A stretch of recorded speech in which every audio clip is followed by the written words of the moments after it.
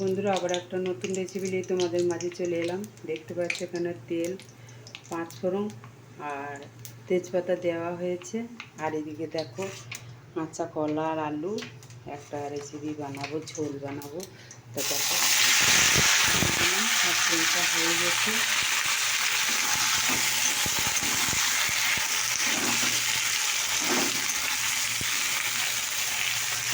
দেখতে পাচ্ছ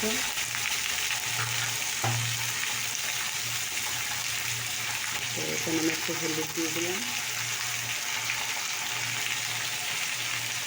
আর নুন দিয়ে দিলাম।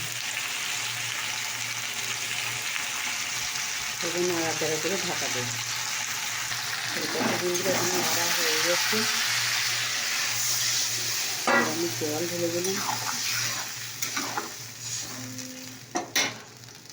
জল ঢেলে দিয়ে এবারে আমি যেটা দেবো তোমরা দেখতে থাকো। 1 চামচ জিরে গুঁড়ো দিয়ে দিলাম আর একটু লঙ্কা গুঁড়ো দিয়ে দিলাম।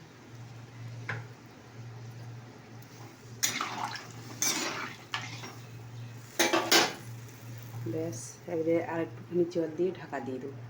তো দেখো কড়াইয়ে তেল আর লঙ্কা দিয়ে দিয়েছি, তরকারিটা তো ফুটছে। আর এদিকে করলা আলু ভাজা চলে এখানে দিয়ে দিলাম। এখানে নুন দিলাম, হলুদ দিয়ে নাড়াচাড়া করে ঢাকা দেবো। নাড়াচাড়া হয়ে গেছে, ঢাকা দিয়ে দেবো।